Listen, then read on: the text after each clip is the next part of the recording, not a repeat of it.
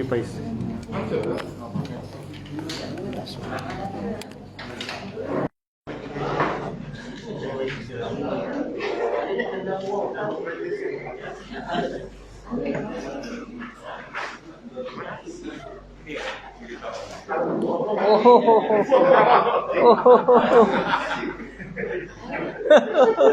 Ini penggelap sini Ustaz. Tapi kalau tadi okey. Terus jalan dari sini lah mungkin. Coba ambil. sila. Tepat Itu macam tu kadang tu kami pandang buku tu.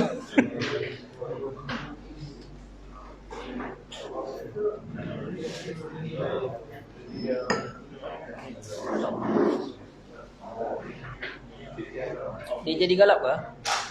Ya. Tapi tadi terus terang. Bawa lawan ni. Ini ada gelas sikit. Dia jatuh bola. Okey lah.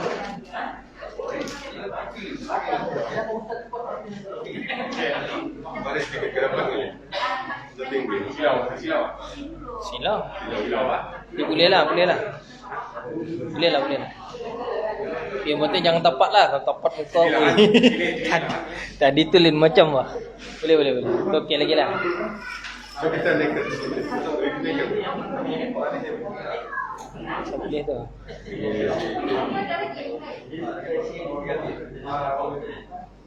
Okey. Sudah on ke? Sudah lah. Sudah.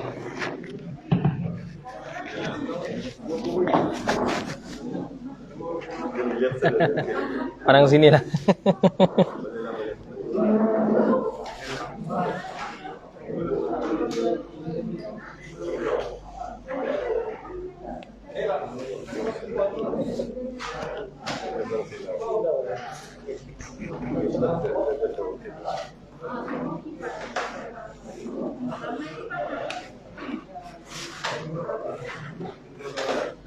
أعوذ بالله السميع العليم من الشيطان الرجيم بسم الله الرحمن الرحيم السلام عليكم ورحمة الله تعالى وبركاته.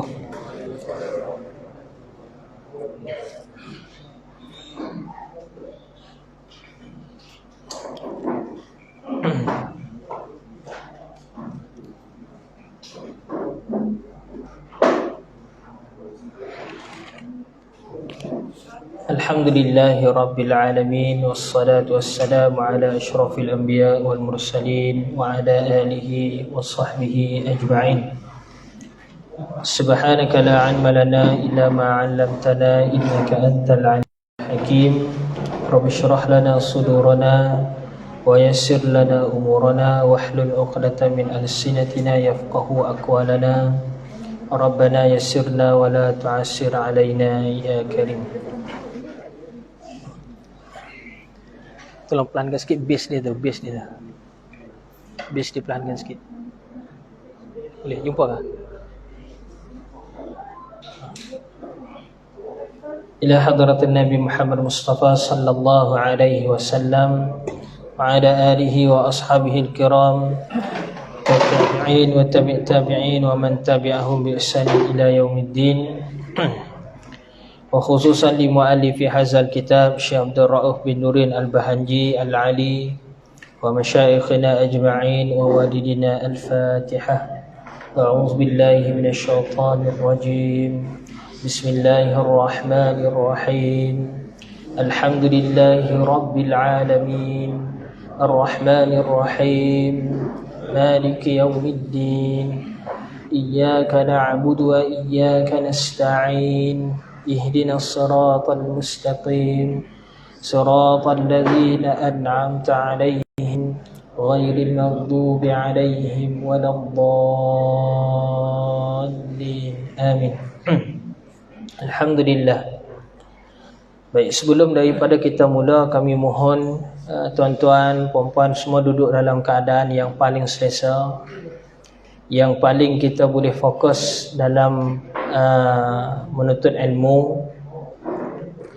Dan kami mohon untuk kita simpan dululah telefon melainkan kalau ada urusan yang sangat-sangat penting, Dan kami harap untuk kita sama-sama kita tidak lagi berbual antara satu sama lain. Sekiranya ada apa-apa persoalan, boleh kita akan tanya pada sesi terakhir nanti insya-Allah.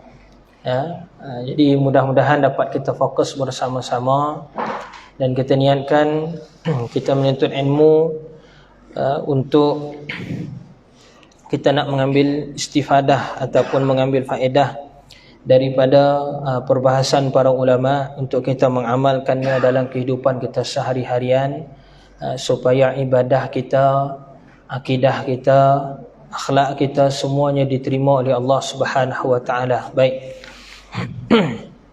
Untuk makluman semua, kitab ringkasan akidah Ahlussunnah wal Jamaah ni Tuan Guru Syekh Abdul Rauf masih dalam proses cetak lagi di Semenanjung. Dan wallahu taala alam, belum dapat dijangkakan lagi masa untuk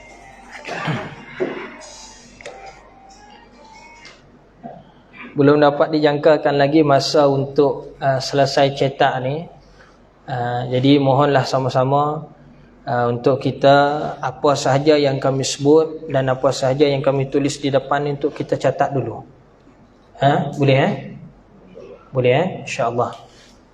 Apa yang kami sebut, apa yang kami catat di depan ni boleh tulis dahulu di buku nota kita ataupun kertas kosong kita, untuk kita supaya tidak ketinggalan lah. Nanti bila kita dah dapat buku yang sebenar nanti boleh kita semak semula. Baik. Sebelum ni kita dah bahas berkenaan dengan 10 pendahuluan dan kita dah masuk kepada pendahuluan nombor 3 dan hari ini kita akan masuk pada pendahuluan pada nombor 4, iaitu tajuk-tajuk perbahasan berkenaan dengan ilmu tauhid ni. Tajuk perbahasan ilmu tauhid. Ahlan wa sahlan Ustaz. Fadal. Tajuk-tajuk perbahasan dalam ilmu tauhid. Kata pengarang hafizahullahu taala, al-mawdu'u, iaitu perbahasan, tajuk-tajuk perbahasan dalam ilmu tauhid ini terbahagi kepada 4 perbahasan. Terbahagi kepada 4.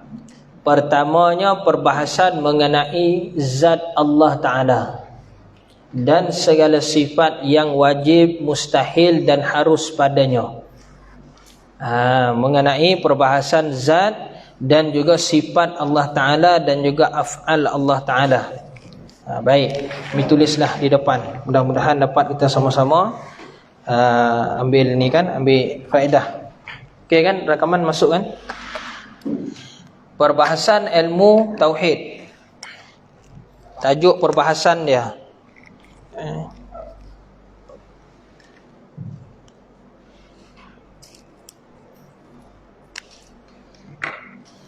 Okey, baik. Tajuk perbahasan.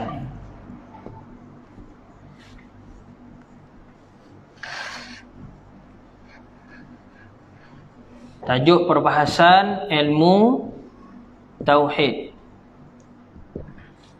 Dia ada 4 tajuk perbahasan. Pertama, dia bahas berkenaan dengan zat, sifat dan af'al. Af'al ni makna perbuatan Allah. Yang ini kita bahas berkenaan dengan zat Allah, sifat Allah dan perbuatan-perbuatan Allah. Itu dalam tajuk tauhid, perbahasan nombor 1. Perbahasan nombor 2, kita akan bahas berkenaan dengan zat, sifat dan af'al Rasul.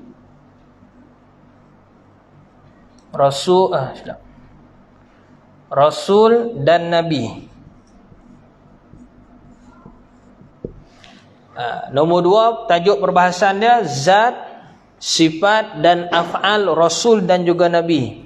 Af'al ni makna dia perbuatan lah, perbuatan kerja buat Nabi. Okey, itu nombor 2. Nombor 3. Perbahasan nombor 3 dalam ilmu tauhid. Perbahasan nombor 3 mengenai perkara ghaib.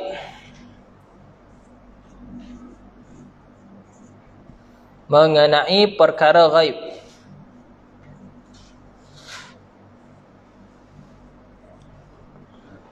Okey. Yang termasuk dalam perkara ghaib ni, ialah 4 rukun iman yang lain. Kalau kita perasanlah, kita bahas ilmu tauhid ni, dia tidak akan lari daripada 6 rukun iman. Dari 6 rukun iman, ya. Dia tak akan lari perbahasan daripada 6 rukun iman. Rukun iman ada berapa? 6. Cuba kita sebut. Beriman kepada Allah, beriman kepada malaikat, beriman kepada nabi-nabi dan rasul, beriman kepada kitab-kitab, beriman kepada hari kiamat, beriman kepada qada dan qadar. Ada 6. 6 rukun iman menurut Ahlussunnah wal Jamaah. Kita tak bahas berkenaan Syiah ke apa sebagainya, kita tak bahas. Kita bahas pada akidah Ahlussunnah wal Jamaah. Jadi rukun iman yang pertama, beriman kepada Allah, dia bahas dalam ni. Ni beriman kepada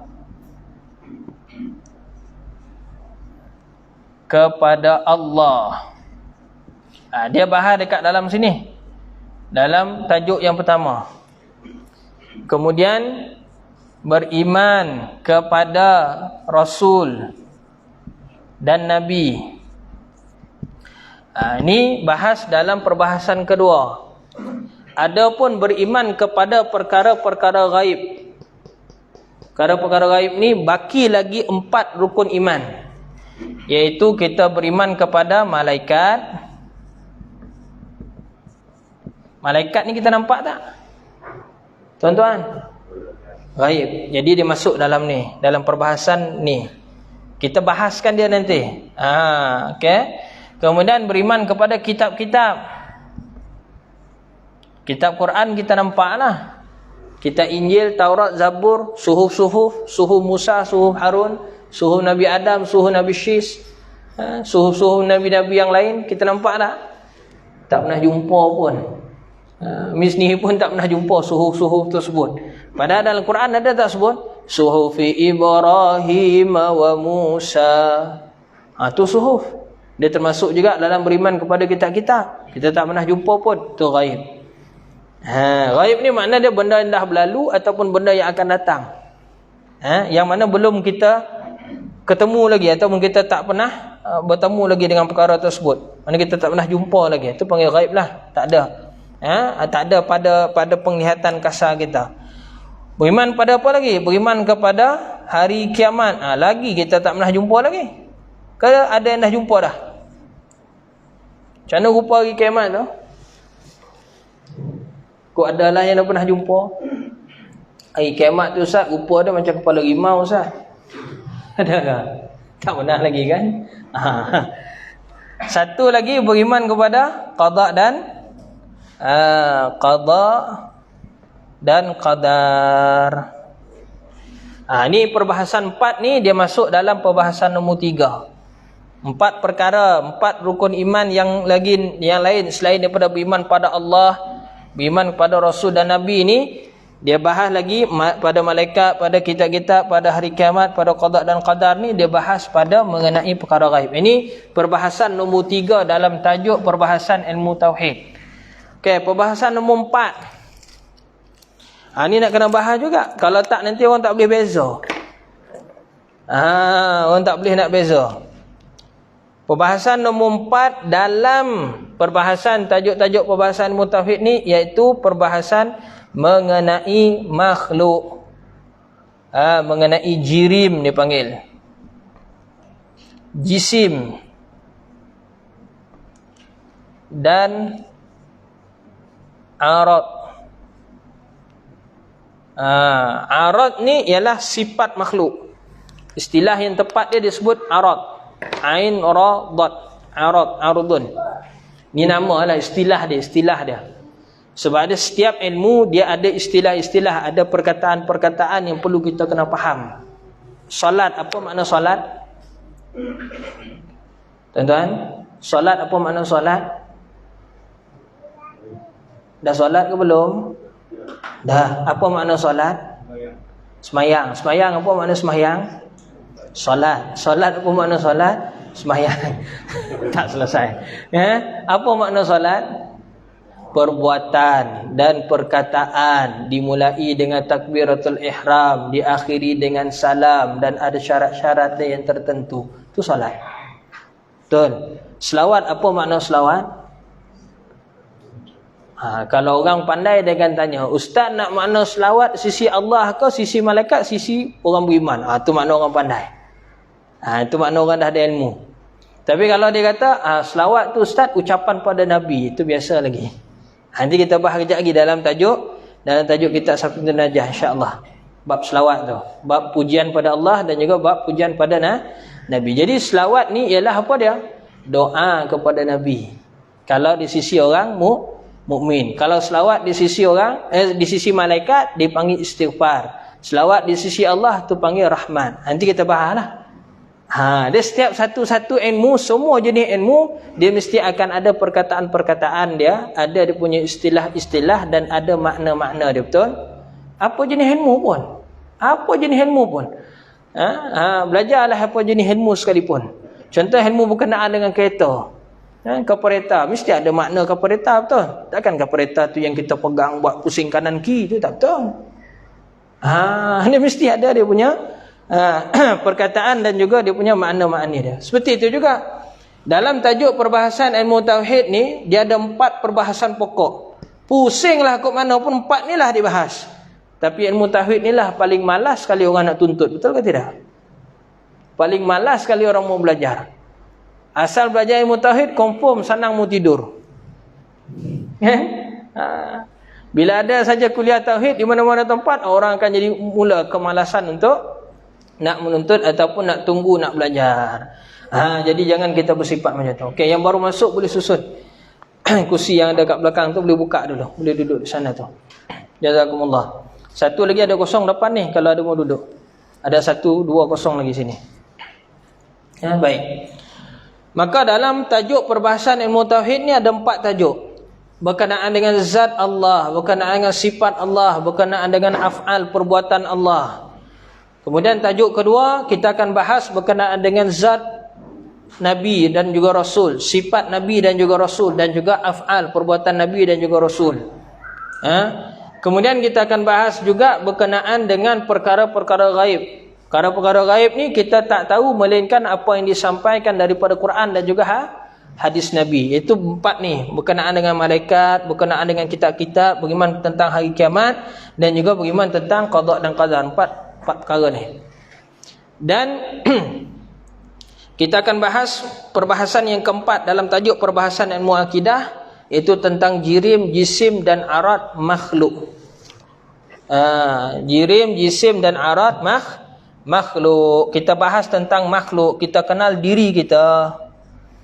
Kita ni makhluk ke Tuhan? Makhluk. Apa sifat makhluk?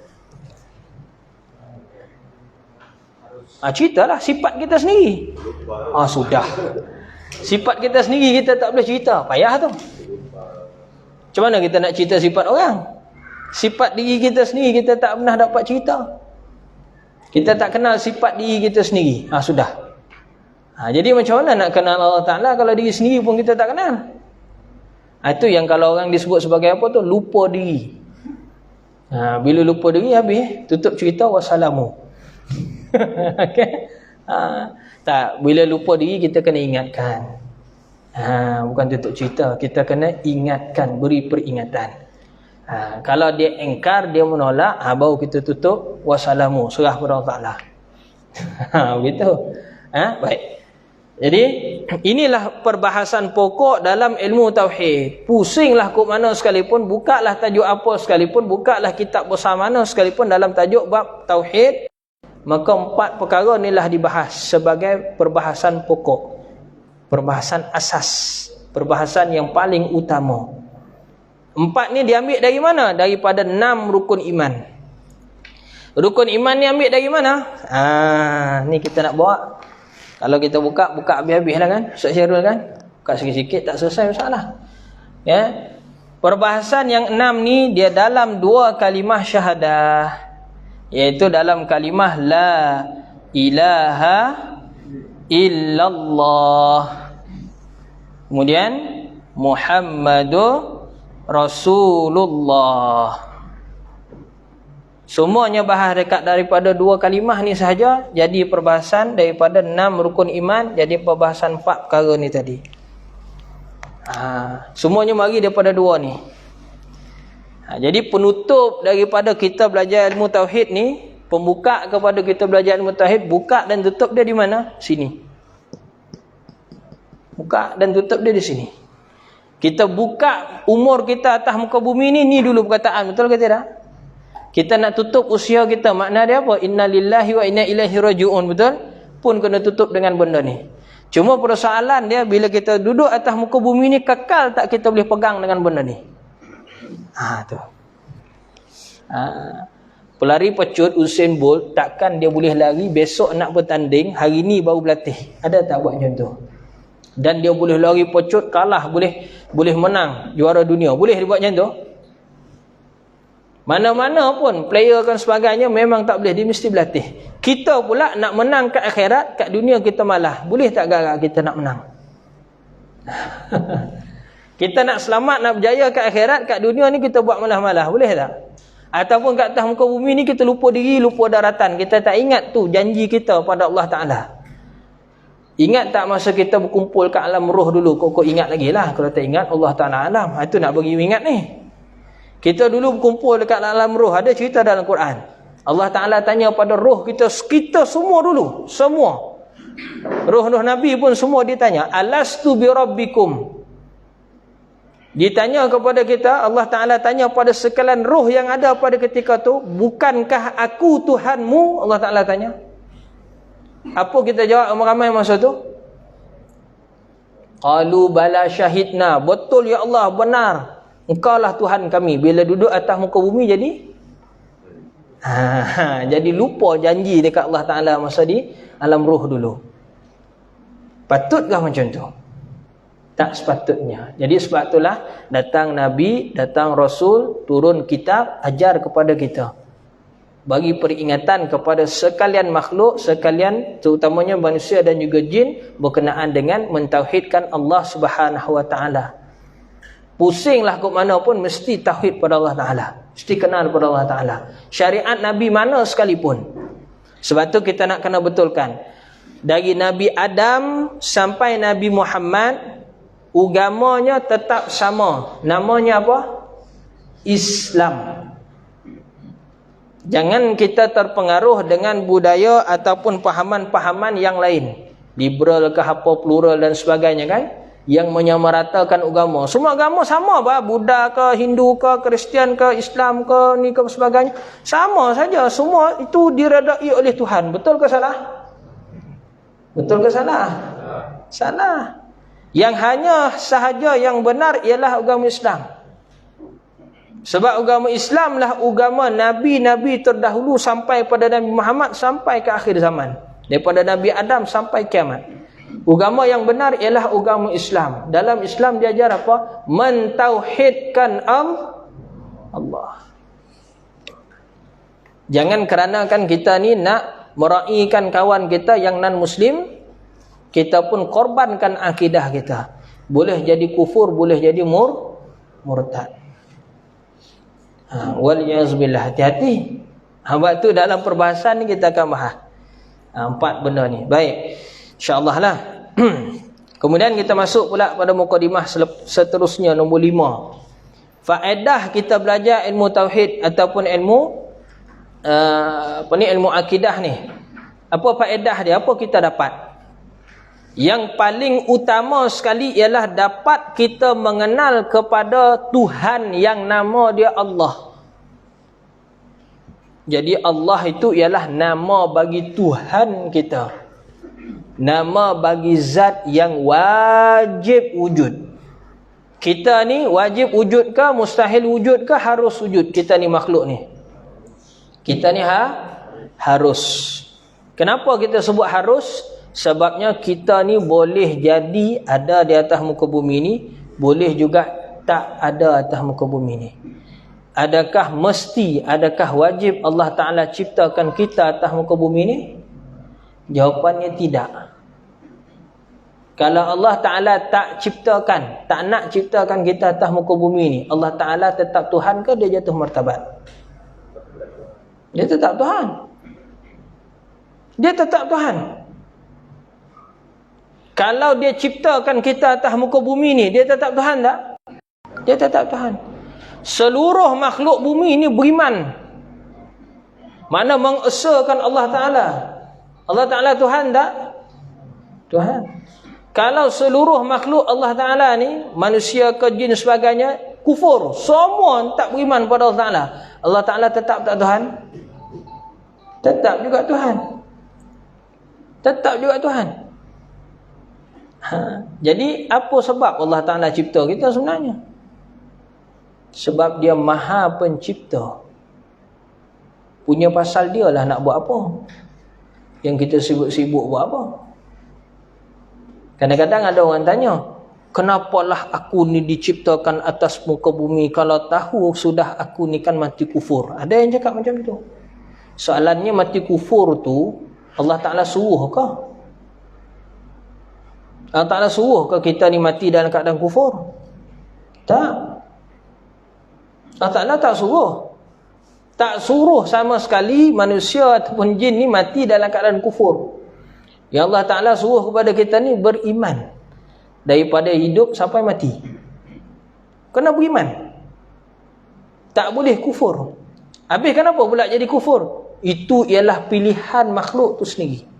Dia yang berusaha berikhtiar untuk jadi kufur. Sebab tu dia kufur.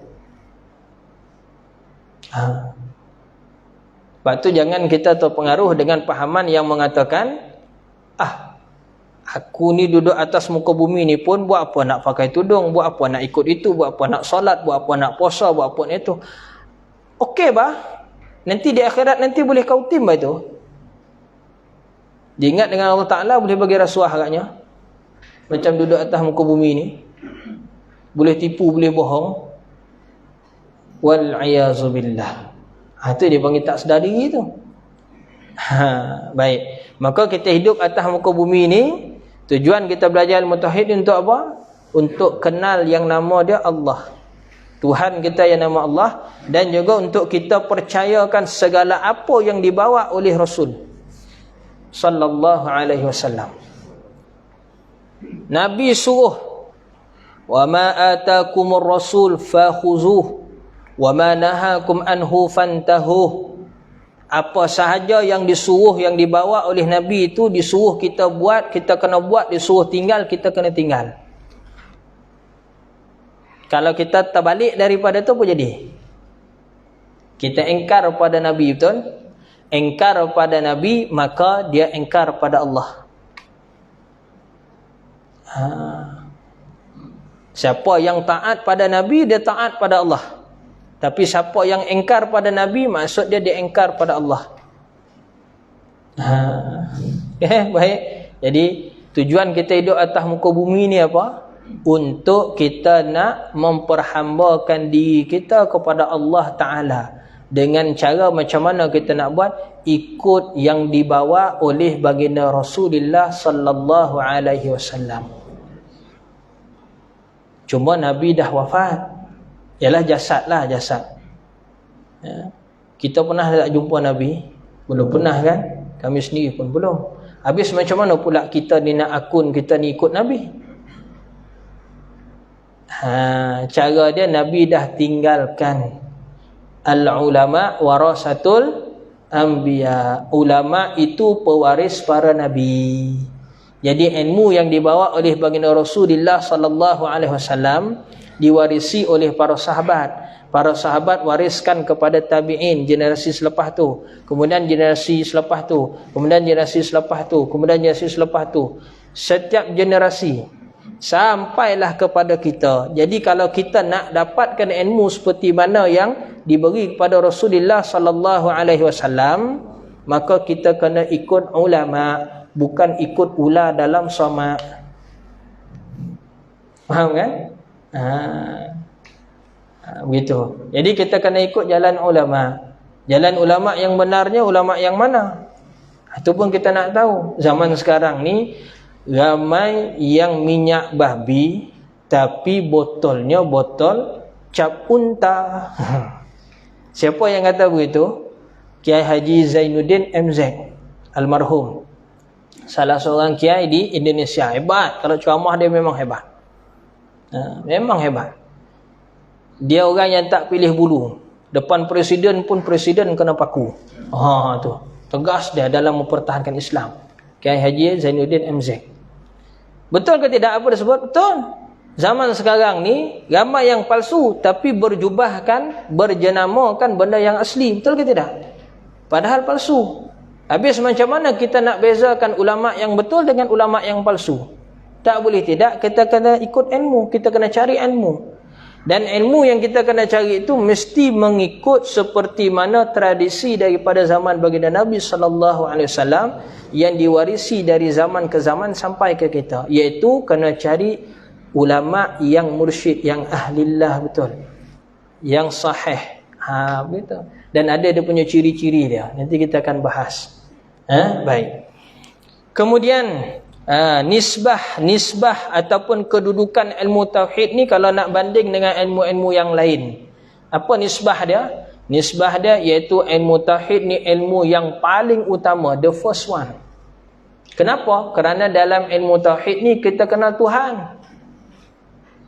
Memang direct kita belajar ilmu tauhid kita kenal Tuhan. Kalau tak belajar ilmu tauhid maka kita tak kenal.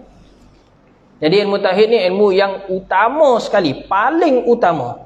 Tak boleh kita tinggalkan. Baik kita mati pun tetap juga diajar ilmu tauhid. Betul ke tidak? Betul ke tidak tuan-tuan? Ke tuan-tuan dah sampai Mekah dah ramai ni. Minta maaf lah keluar sikit bahasa ni 9. Kita campur-campur lah kan. Asyik kau Pak Bunai ataupun tuan Kadayan saya tak syok juga. Sama-sama campur-campur lah. Campur-campur. Sebab kita ni ada yang Semenanjung juga di sini ni. Separuh-separuh ni, 50-50 ni kita di sini ni. Campur-campur lah. Baik. Sampai mati kita akan diajar berkenaan dengan mutahid. Betul ke tidak? Kita lahir saja keluar daripada perut ibu kita, apa yang dibunyikan dulu oleh bapa kita?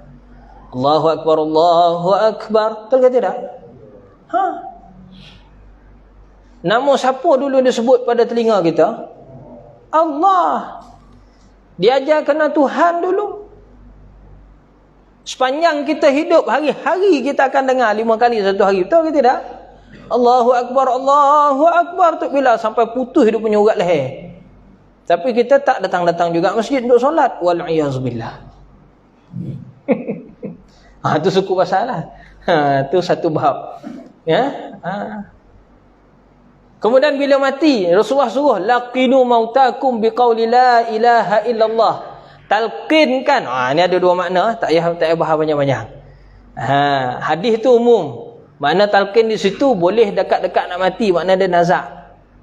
Dan boleh juga selepas mati. Kita bacakan pada telinga si mati itu dengan la ilaha illallah. Orang nazak nak mati itu ilmu kita kena ajar pada dia. Jangan suruh dia mengucap. Kan dalam filem buat macam tu. Kita ni orang Melayu dia senang terpengaruh dengan filem. Kita senang sangat terpengaruh dengan filem. Masalahnya mengucap. Dalam filem mudah. Sebut mengucap je orang tu automatik mengucap. Sebenar-benar kematian tak macam tu. Bila kita nazak ni iblis datang. Iblis datang berperang tu. Cuma kita je tak nampak. Kalau kita nampak, kita pun tak tunggu situ. Sebab kita takut dengan iblis tu. Mungkin lah. Sebab kita tak nampak. Orang yang nazak nak mati ni, pada ketika tu dia dah masuk, dia dah buka pintu nak masuk ke alam yang sebelah sana tu. Alam sebelah sana tu dia panggil alam malakut. Iaitu alam ghaib lah. Dia nak masuk ke alam sana. Bila dia nak masuk daripada alam kita ni, alam lahud, alam insan ni yang nampak ni tadi ni kan, Dia panggil alam nasut, dia panggil. Ni kita ni alam nasut, alam boleh dipegang. Kita nak pindah ke alam sana tu, jadi mati tu dia punya pintu dia. Jadi dia dah dibuka pintu dah. Datanglah macam-macam, semua datang rupa depan dia. Cuma kita je tak nampak. Jadi sebab tu kita kena ajarkan pada telinga tersebut, la ilaha illallah. Ajar. Sebut pada telinga dia. Supaya bila dia berperang-perang tadi, dia tak ingaukan yang iblis sebagai itu, tak ingau. Dia hanya ingat Allah sahaja. Tu. Sebab tu Nabi suruh ajar begitu. Nabi suruh buat begitu. Sampai mati. Sudahlah mati pula. Masuk pula dalam kubur. Ajar lagi berkenaan dengan tauhid. Man rabbuka wa man nabiyuka. Malam semalam kita punya ketua penolong mufti bagi kuliah di sini. Dalil berkenaan dengan talqin kubur. Ada. Hadis tu riwayat Ibnu Abi Nuaim. Hadis tu sahih. Imam Ibnu Abi Nuaim ni dia sezaman dengan Imam Syafi'i, sezaman dengan Imam Ahmad bin Hanbal. Dialah yang memutihkan silsilah sanad hadis talqin ni. Hadis tu sahih. Nabi datang ajar talqin sebagainya. Talqin bagaimana? Yang soalan man rabbuka wa man nabiyuka wa ma imamuka sebagainya tu. Tu. Itu cerita pasal apa tu? Tauhid juga. Man rabbuka, siapa Tuhanmu? Tauhid kan tu? Kemudian diajar lagi. Jawapan, maka jawabkanlah Allahu Rabbi. Soalan kali kedua, jawabkanlah Allahu Rabbi. Soalan kali ketiga, Khatimatul Husna kan? Penutup, nak nentukan penutup yang baik ataupun yang buruk. Jawab Allahu Rabbi wa Muhammad Nabi wal Islamu dini wa Ka'batu qiblati. Tu semua dekat dalam ilmu tauhid.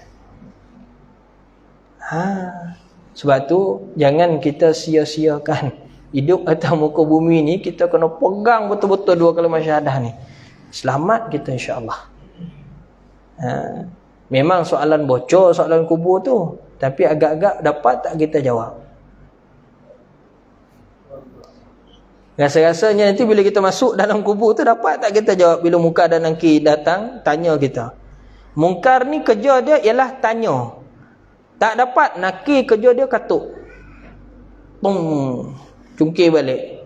Ada dalam hadis riwayat dia, bila sekali katuk tu 70 hasta terbenam dalam muka bumi. Kita tak nampak, kita tak dengar. Kalau kita nampak, kita dengar, kita pun tak nak hidup atas muka bumi ni. Tak tahu kita mana nak lagi. Tapi ada binatang-binatang yang dengar. Tak apalah, itu ada hadis dia. Katuk masuk, cungkir balik, tanya lagi, mar rabbuka, tak dapat jawab, pong lagi. Kalau orang tu tak beriman pada malaikat, agak-agak dia percaya tak Munkar Nakir ni? Raqib Atid percaya tak? Wal'iyazbillah. Jadi kita kena ambil faham berkenaan dengan tu. Baik, siapa yang menyusun susunan ilmu tauhid ni? Ni kita nak kenal. Malam ni kita kena sebut yang ni. Kita kena sebut yang ni supaya kita betul-betul kenal ulama yang menyusun susunan ilmu tauhid sifat 20 ni. Sebab sekarang ni ramai orang dia tohmah, dia fitnah. Ilmu tauhid yang kita belajar ni dia kata ambil dari falsafah Yunani. Kami dah sebut minggu lepas kan? Betul ke salah sebenarnya? Salah. Dalil bukti dia mudah aja. Kalau betul lah kita ambil dari falsafah Yunani, kenapa dalam falsafah Yunani mengatakan bumi ni terjadi dengan sendiri, neutral, tanpa Tuhan? Kalau kata kita ambil dari situ. Padahal kita ni bahas tentang sifat Tuhan. Kan pelik itu. Kan?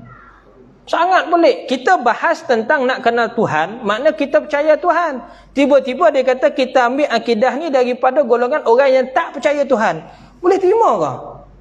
Kita kata barangan ni bubur banging, bukannya bubur lambuk. Dibahasnya lagi, ni bubur lambuk baik ni bukannya banging baik ni. Padahal memang bubur banging. Sama ke bubur banging dengan bubur lambuk? Tuan-tuan, kau tak kenal.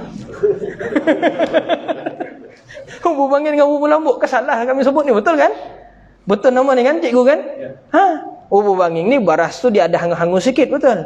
Bubur lambuk tu dari awal beras tu dimasuk sampai hancur dimasak. Kan beza apa itu? Lain rasanya tu. Memang asas dia sama beras, tapi adakah hasil sama? Tak sama. Sama aja, Aristotle manusia juga, Nabi Muhammad manusia juga, tapi adakah hasilnya sama? Tak, satu kufur, satu beriman. Kan tak sama. Itu boleh pula kita beza. Kan? Proton beza dengan proton, pro2 beza dengan pro2 yang lain, Azia contoh. Kita boleh beza. Tapi kenapa yang ni kita tak boleh beza? Kan pening. Waliyazubillah. Baik. Siapa yang penyusun ilmu tauhid ni tadi? Orang yang bertanggungjawab menyusun. Guna perkataan menyusun, bukannya membuat. Faham ya? Menyusun. Makna susun ni barang apa? Benda dah ada, cuma disusun. Disusun supaya senang kita mau faham. Benda dah sedia ada. Zaman Nabi dah ajar tauhid. Dakwah Nabi di Makkah 13 tahun. Cerita tauhid, cerita akhlak, belum cerita hukum hakam. Hujung-hujung Nabi sebelum pergi hijrah, barulah ada Isra Mi'raj, baru ada perintah solat. Betul ke tidak? Sebelum tu kenal Allah Ta'ala, akhlak mulia. Itu sebelum tu. Belum ada lagi kewajipan-kewajipan. Solat, puasa, zakat belum ada lagi. Belum ada lagi. Bila nak berhijrah, baru ada perintah solat melalui Isra Mi'raj. Kemudian dah sampai hijrah, tahun kedua baru ada puasa, baru ada perintah zakat, baru ada perintah haji. Tu. Jadi 13 tahun lama masa Nabi untuk nak kukuhkan akidah dan juga akhlak para sahabat. Memang dah ada. Sahabat pula ajar pada generasi selepas tu, anak-anak dia sebagainya disebut sebagai tabi'in. Tabi'in ajar pada generasi selepas tu tabi'in. Tabi'in ni generasi dia sampai bila? Okey, kita tulis sedikit. Zaman baginda Nabi SAW sampai berapa hijrah Rasulullah wafat? Sampai tahun 11 hijrah. Itu dipanggil zaman nubuwah. Zaman kenabian. Mana Nabi ada. Zaman wahyu. Apa-apa masalah, tunggu daripada Allah Ta'ala turun ayat Quran. Begitu. Ada juga yang Nabi ijtihad. Disebut sebagai hadis Nabi. Malah zaman Nabi sendiri masih ada pun, sahabat ada juga yang ijtihad. Padahal Nabi masih ada tu. Ada juga sahabat yang keluarkan ijtihad hukum. Ada. Jelas dalam sirah Nabi, dalam sejarah jelas. Kumpulan dari Yaman datang kepada baginda Nabi SAW di Madinah, minta supaya dihantar ke Yaman ini seorang qadhi. Kalau kita sini qadhi tu maknanya hakim lah. Hakim mahkamah tu. Siapa dihantar oleh Nabi? Sayyidina Mu'az bin Jabal. Kemudian Nabi tanya pada Sayyidina Mu'az, bagaimana cara engkau nak mengeluarkan, menjatuhkan hukum nanti Mu'az? Aku akan rujuk pada Quran. Jika kau tak jumpa dalam Quran, Nabi kata, aku akan ikut seperti mana yang engkau sebutkan, wahai Nabi. Maksud hadis. Kalau engkau tak menjumpai, masa kau duduk bersama dengan aku ni tak jumpa masalah tu, dan aku pun tak keluarkan begitu, maka dia akan kata apa? Dia sebut apa? Mu'az jawab apa? Aku akan usaha mengeluarkan pendapat berdasarkan Quran dan juga hadis. Itu makna dia apa? Ijtihad. Zaman Nabi dah ada. Nabi suruh, janganlah engkau sekalian sahabat-sahabat solat, melainkan sampai di Khaybar. Separuh sahabat masa tu waktu asar. Sampai Khaybar tu selepas maghrib. Nak isyak tu baru sampai. Nabi sebut tadi apa? Jangan solat asar, melainkan di Khaybar. Sebahagian sahabat kata tak, kita sampai Khaybar baru solat asar, walaupun waktu tu dah subuh sekalipun.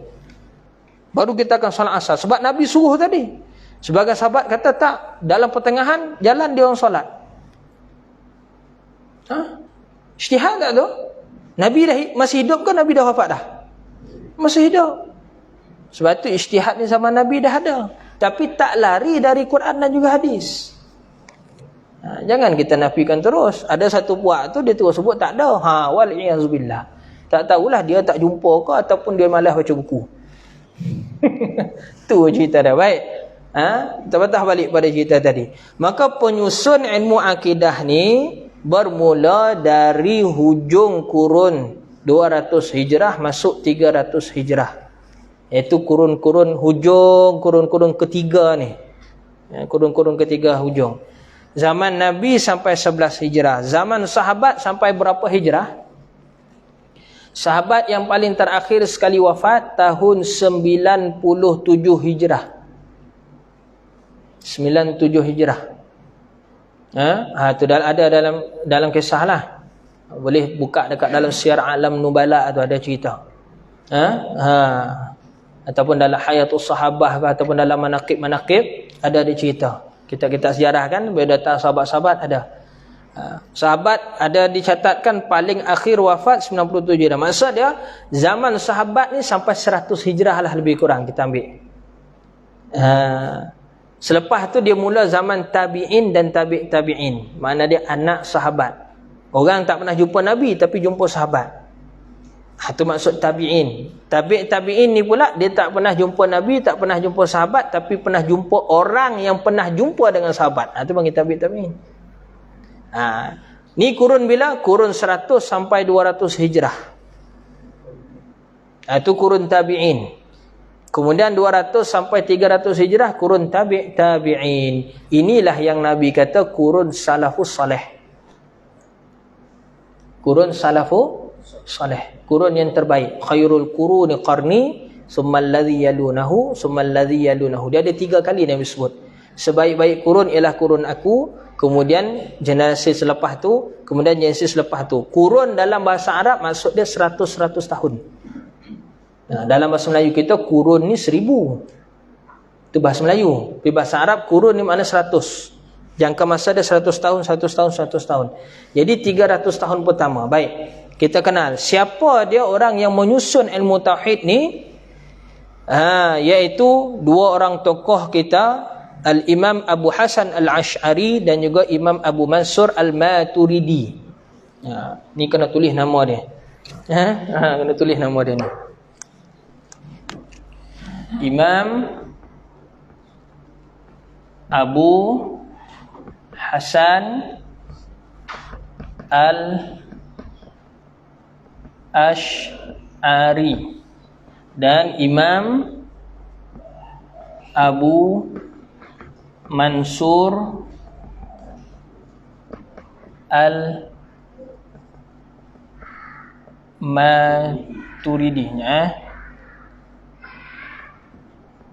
Imam Abu Mansur Maturidi. Dia ada 2 orang ulama. Ini yang paling popular. Sebenarnya ulama yang cerita pasal ilmu akidah ni ramai. Imam kita Syafi'i, Imam Muhammad bin Jarir Asy-Syafi'i, cerita tak pasal akidah? Cerita. Setiap generasi tu cerita. Imam Malik cerita pasal akidah. Imam Abu Hanifah ada kitab lagi dalam bab akidah. Dia panggil Fiqhul Akbar. Tu kita Imam Hanafi. Dinisbahkanlah. Bukan Imam Hanafi tulis, anak murid dia tulis. Tapi nisbah daripada kaul Imam Abu Hanifah. Ulama-ulama yang sebelum-sebelum tu lagi ada sahabat-sahabat cerita pasal akidah. Tapi tidaklah dibukukan ataupun tidaklah masyhur seperti mana 2 orang imam ni. Kenapa 2 orang imam ni masyhur? Ini sejarah dia. Apabila sahabat iaitu khalifah terakhir, khalifah ketiga daripada Khulafa' Rasyidin dibunuh. Siapa nama dia? Sayyidina Utsman dibunuh dalam peristiwa pemberontakan. Jadi pada ketika tu terjadi huru-hara dalam inilah para sahabat Islam ni. Baik. Maka pada ketika itu dipilihlah Sayyidina Ali sebagai khalifah. Betul ke tidak? Betul. Yang bai'ah kepada Sayyidina Ali sebagai khalifah ni, bai'ah ni makna apa? Sumpah taat setia. Ialah penduduk Hijaz, Mekah, Madinah, masuk Taif, Yaman, kemudian penduduk yang daripada Riyadh, Najd tu, kemudian daripada Iraq. Yang belum bai'ah lagi ialah penduduk dari Syam pada ketika tu. Jadi bila Sayyidina Ali tuntut kepada Gubernur Syam dan juga Gubernur Mesir untuk bai'ah kepada dia sebagai khalifah, tetapi gubernur ni tadi tolak. Siapakah gubernur itu? Sayyidina Muawiyah bin Abi Sufyan dan juga Sayyidina Amr al-As.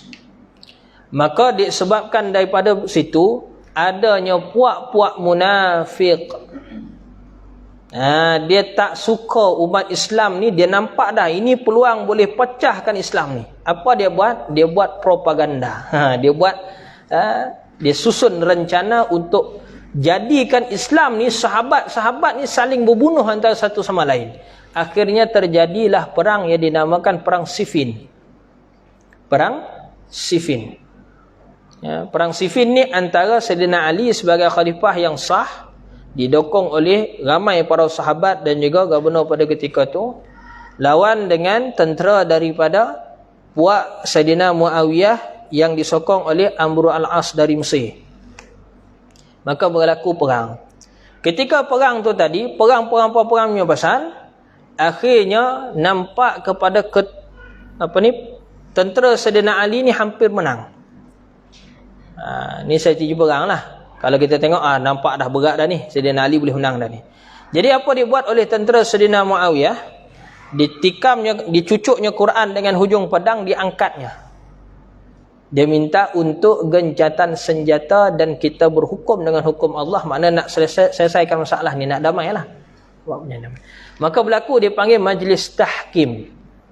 Majlis Tahkim ni Sayyidina Ali hantar wakil, nama dia Abu Musa al-Ash'ari, moyang kepada Imam Abu Hasan Ash'ari. Moyang dia Abu Musa al-Ash'ari. Sayyidina Ali hantar dia punya wakil untuk pergi bincang, buat perjanjian lah. Tu teknik macam kita lah. Dua negara bergaduh, takkan presiden jumpa presiden, tak. Dia akan hantar duta, betul ke tidak? Begitu. Nak settlekan masalah tu sama lah. Jadi Sayyidina Muawiyah hantar siapa? Hantar Amr al-As. Bincang. Akhirnya damailah, dapatlah damaikan, walaupun sementara dapat damai, dan sejarah dapat damai. Cuma masalah puak-puak munafik ni tak puas hati.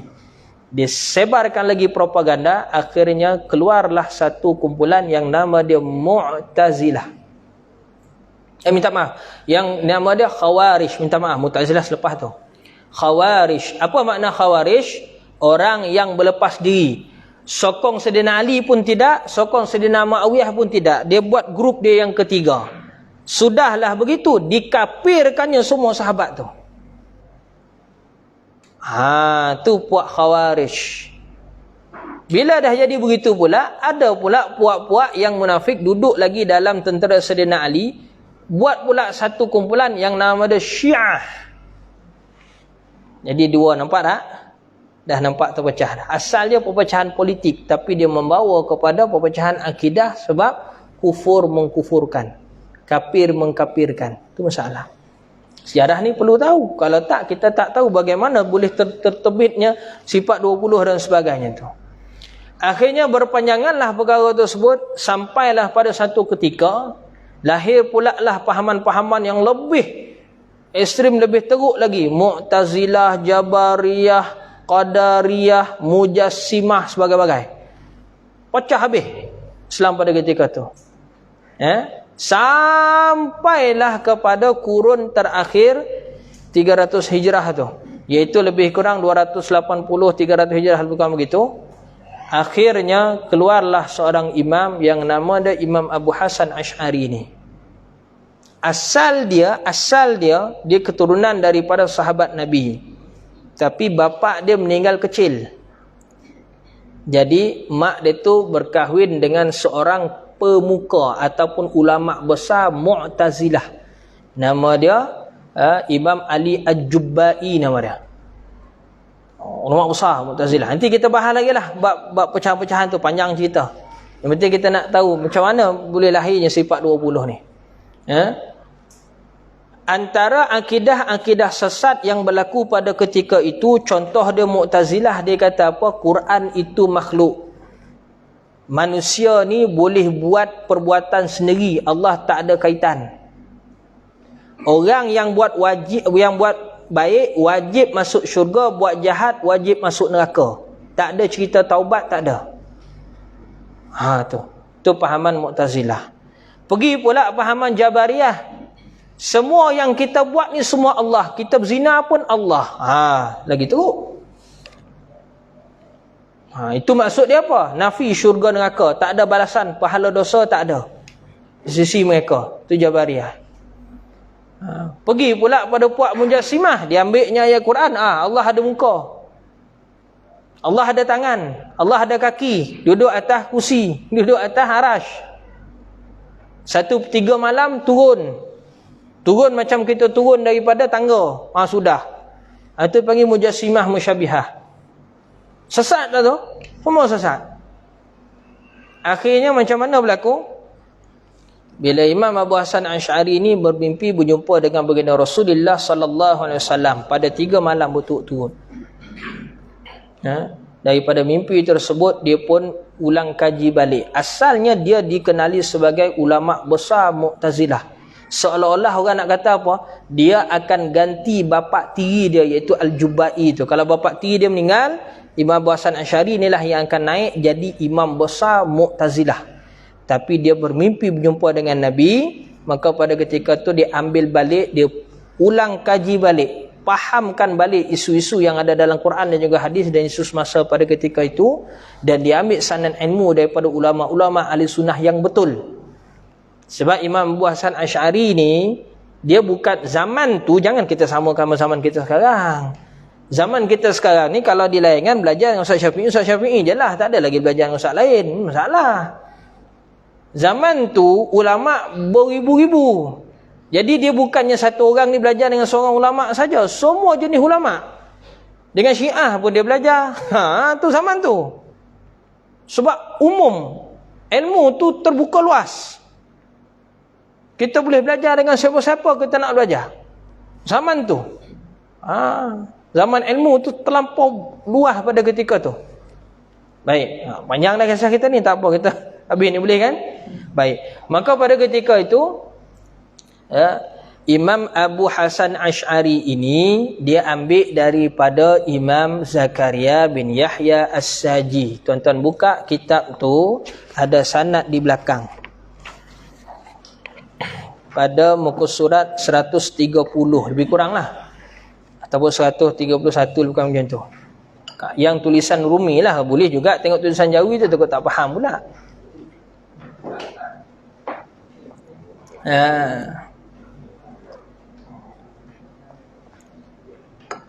Sanad Imam Abu Hasan Asy'ari. Tengok dia ambil ilmu akidah, ilmu hadis, ilmu sebagainya ni dia ambil dari siapa? Dari Imam Zakaria bin Yahya As-Saji. Siapa dia Imam Zakaria bin Yahya As-Saji ni? Kalau ikut di situ, dia anak murid kepada Imam Ar-Rabi'. Imam Ar-Rabi' ni dia juga anak murid Imam Syafi'i, dan dia juga anak murid kepada anak murid Imam Syafi'i. Maksud dia pernah belajar dengan Imam Syafi'i, dia belajar juga dengan anak murid kanan Imam Syafi'i. Siapa ada anak murid kanan Imam Syafi'i tu? Imam Al-Muzani, Abu Ibrahim Ismail bin Al-Muzani tu. Tengok tahun tu, tengok tahun dia meninggal tu. Kemudian Imam Muzani ni ambil daripada Imam Muhammad bin Idris Asy-Syafi'i. Ni sanad ilmu. Imam Muhammad bin Idris Asy-Syafi'i ambil daripada Imam Darul Hijrah, iaitu Imam Malik bin Anas. Imam Malik bin Anas ambil daripada belajar dengan Imam Nafi'. Imam Nafi' belajar dengan Sayyidina Abdullah bin Umar. Siapa ada Abdullah bin Umar ni? Anak Sayyidina Umar. Dia sahabat. Dalam zaman Nabi, zaman sahabat, ada 3 Abdullah yang sangat special. Sangat alim. Dan alim pada bidang dia masing-masing. Abdullah bin Umar faqih. Alim faqih. Alim bab hukum hakam. Abdullah bin Abbas alim dalam ilmu tafsir. Itu sepupu Nabi, anak Sayyidina Abbas. Abdullah bin Abbas. Satu lagi Abdullah bin Mas'ud, alim dalam ilmu Quran, ilmu qiraat. Abdullah bin Mas'ud. 3 orang Abdullah ni boleh kita catatlah, itu nama-nama sahabat. Sejarah ni nak kena tahu. Kalau tak, kita nanti buta sejarah. Kita kata sifat 20 ni lahir daripada falsafah Yunani. Itu masalah. Itu buta sejarah tu. Okey. Baik. Maka Imam Abu Hasan Asy'ari ni Dia siapa anak murid dia? Imam Abu Hasan Al-Bahili dan Imam Ibnu Mujahid At-Ta'i. Turun lagi bawah Abu Ishaq Isfaraini, Abu Bakar Furaq, Ibnu Furaq dipanggil, Qadi Al-Baqilani, Imam Qahir Abdul Qahir Al-Baghdadi. Turun lagi Imam Kushairi. Turun sampai pada Imam Abdul Jabal Isfaraini, Imam Haramain. Turun kepada Imam Hujjatul Islam, Imamuna Imam Al-Ghazali. Zaman Imam Ghazali inilah tersebar luasnya manhaj akidah sifat 20 ni ke seluruh dunia Islam. Berarti Imam Abu Hamid Ghazali ni digelar sebagai Hujjatul Islam. Hujahlah buat apa pun dengan Imam Ghazali ni, kalah belakang semua. Itu kisah Imam Ghazali lah. Kita tengok kisah Imam Abu Hasan Asy'ari. Bila dia dah mimpi jumpa dengan Nabi tadi, dia ambil balik semula jalan ilmu daripada Imam Zakaria Saji dia, dan juga ulama ahli sunnah yang lain lagi lah. Ada juga diriwayat diambil daripada anak murid Imam Ahmad bin Hanbal. Siapa? Imam Hanbali. Daripada anak murid tu Tok Guru ramai. Maka dihimpun balik akidah yang betul, dan dia padukan antara dalil akal dengan dalil naqal Quran hadis. Dia padukan. Jadi terbitlah kaedah sifat 20. Maka berhujahlah Imam Abu Hasan Asy'ari pada ketika itu dengan puak-puak Mu'tazilah. Macam mana dia buat? Dia naik ke atas mimbar di kota Baghdad tu, Masjid Besar Baghdad tu. Dia naik atas mimbar tu, dia tanya kepada sekalian hadirin pada ketika tu, ni semua Mu'tazilah ni. Dia tanya pada ketika tu, apa yang kamu lihat pada diri aku? Semua kata kau ulama besar, kau hebat, kau bagus, kau ni macam-macam, semua puji. Maka Imam Abu Hasan Asy'ari dia kata apa? Hari ini aku buang Mu'tazilah aku ini seperti mana aku pecat jubah aku ni. Dulu-dulu pangkat pakai jubah. Sekarang pangkat pakai baku. Dulu-dulu pangkat pakai jubah. Dia buang jubah kebesaran dia tu. Maka orang bawah ni marahlah. Debat. Tak ada satu pun yang boleh menang dengan Imam Abu Hasan Asy'ari. Antara isu dia, Imam Abu Hasan Asy'ari buat mudah aja. Antara dia punya cara dia patahkan hujah. Baik. Tadi kami sebut dah awal tadi sikit. Pahaman Mu'tazilah mempercayai orang yang buat baik wajib masuk syurga. Buat jahat wajib masuk neraka. Betul? Baik. Imam Abu Hasan Asy'ari bawa 3 orang. Buat contoh 3 orang. Buat cerita lah ni 3 orang. Satu orang ni dia dah dewasa. Dia buat baik dalam kehidupan dia. Dia tanya pada ulama Mu'tazilah, orang yang baik ni hukum dia dekat mana? Syurga. Baik. Nombor 2 ni dewasa juga. Dia buat jahat, merompak, mencuri, menyamun sebagainya. Di akhirat nanti dia masuk mana? Ini pertanyaan Imam Abu Hasan Asy'ari kepada puak-puak Mu'tazilah tadi. Maka puak Mu'tazilah jawab apa? Dia confirm neraka kalau buat macam tu. Baik. Imam Abu Hasan Asy'ari kata ada yang ketiga. Umur dia baru 2 bulan. Mati kecil. Buat baik pun belum, buat jahat pun belum. Di akhirat nanti dia masuk ke mana?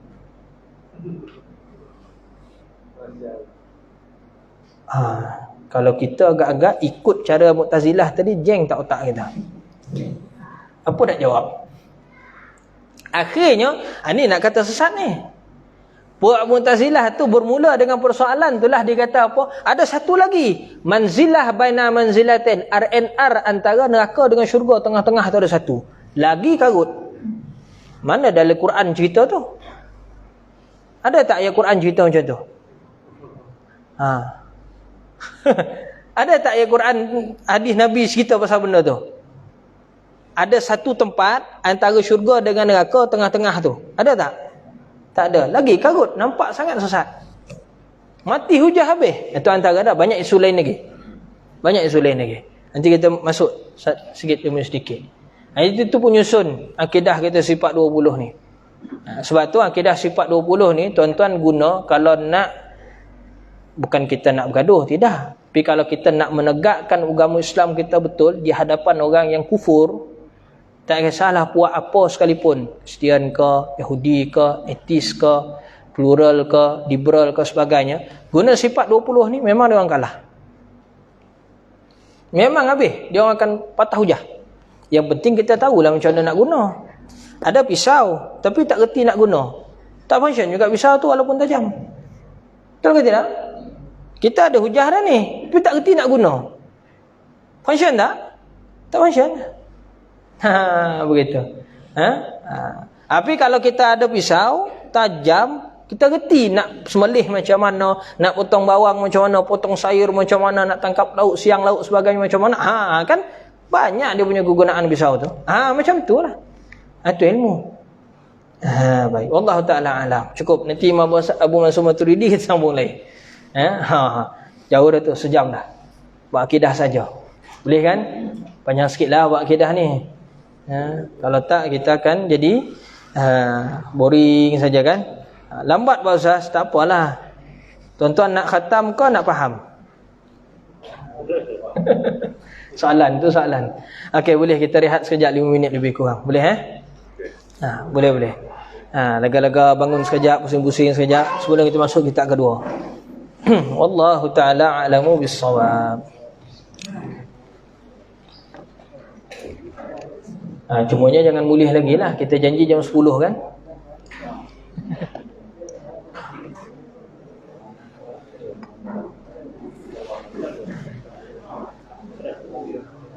Tak apalah dulu, tak apa.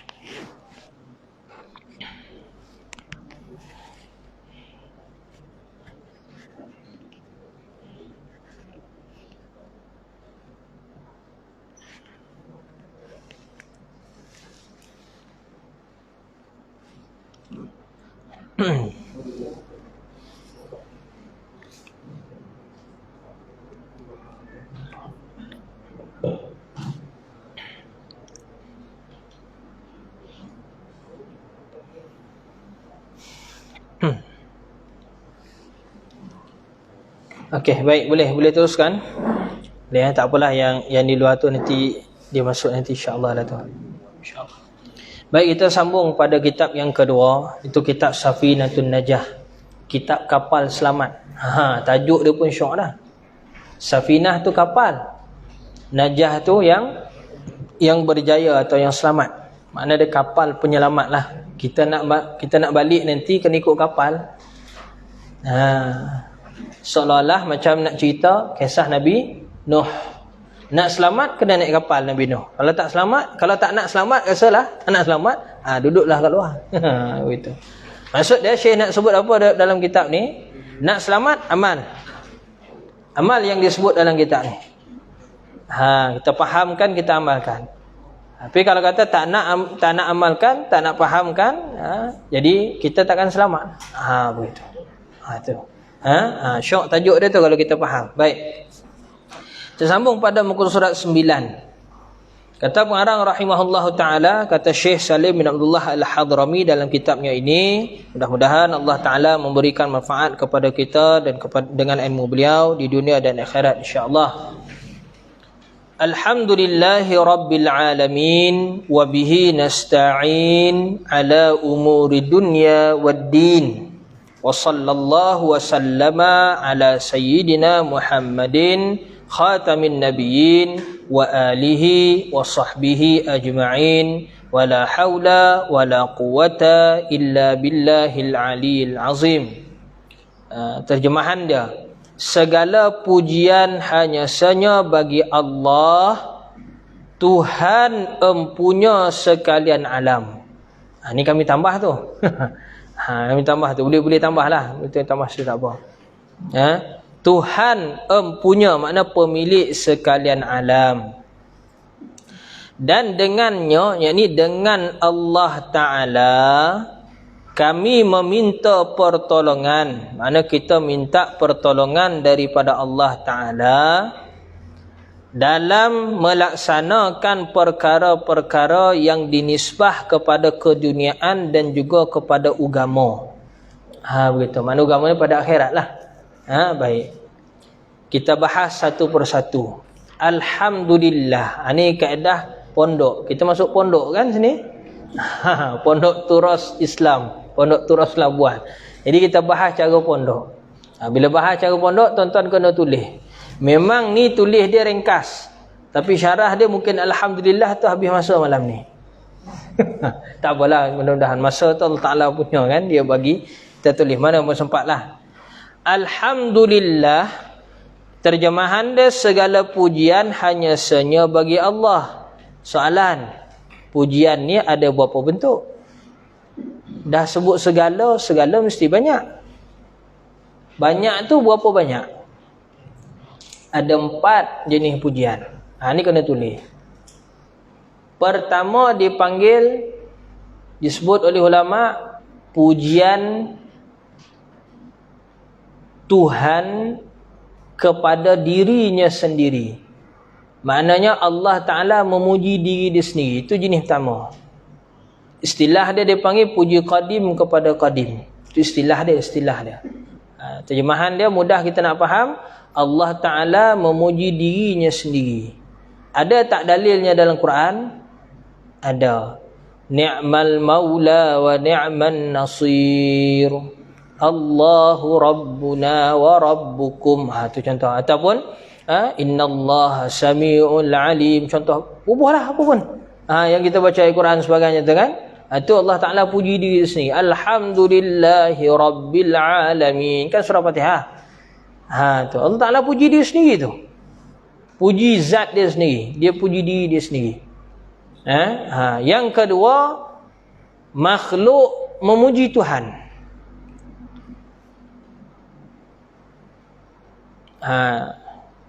Okay. Contoh kita puji Tuhan ni macam mana? Kita sebut Alhamdulillah. Dapat nikmat kita puji Allah Ta'ala. Yang ketiga, Allah Ta'ala puji makhluk. Allah Ta'ala puji makhluk. Ada tak Allah Ta'ala puji makhluk dia dalam Quran? Ada. Allah Ta'ala puji Nabi Ayub. Ni'man abdi innahu awwab. Allah Ta'ala puji Nabi Ayub. Atau kita ambil lah pujian Allah Ta'ala pada baginda Nabi sallallahu alaihi wasallam. Wa innaka la'ala khuluqin azim. Surah Al-Qalam atau surah Nun. Juzuk 30. Sesungguhnya dirimu kamu tu wahai Rasulullah memang berakhlak dengan akhlak yang sangat agung. Allah Ta'ala puji Nabi. Nabi ni berakhlak dengan akhlak yang sangat mulia. Sangat agung. Tu Allah Ta'ala puji makhluk. Nabi makhluk kan? Baik. Kemudian pujian terakhir sekali iaitu makhluk memuji sesama makhluk. Kita puji sesama kawan kita, puji sesama makhluk yang lain, bukan kata manusia saja. Apa sahaja di atas muka bumi ni selain daripada Allah Ta'ala, maka semua tu makhluk. Apa sahaja selain daripada Allah, maka tu semua tu makhluk. Dan kita puji. Nampak bintang, cantik bintang malam ni. Nampak bulan, comel bintang bulan malam ni. Ustaz cerah matahari hari ni. Hujan turun, alhamdulillah. Tu puji makhluk lah tu. Sajuk hari ni, alhamdulillah. Tahu kan? Nyaman lauk belais ni contoh. Tu Sadap tak tu? Puji makhluk tak tu? Puji. Hakikat dia keempat-empat jenis pujian tadi semuanya kepada Allah Ta'ala. Ni disebut segala pujian bagi Allah ni. Segala bentuk pujian tu hakikatnya ialah kepada Allah Ta'ala. Kenapa? Kerana Allah Ta'ala itu Rabbil Alamin, Tuan punya sekalian alam ni. Rabbun tu kita terjemah dengan makna tuan, pemilik. Sebab tu dalam bahasa Melayu kita pinjam daripada bahasa Sanskrit lama dulu, kita sebut Tuhan. Betul tak? Kita tulis sikit. Tulis Jawi. Tulis Jawi. Mana tadi pen yang besar sikit dia punya tu. Nah, ada atas ni. Kita ambil ruang sikit sini. Ni bahasa orang sini pun ada pakai juga macam ni. Tuhan dengan tuan. Tuan. Kan? Satu lagi.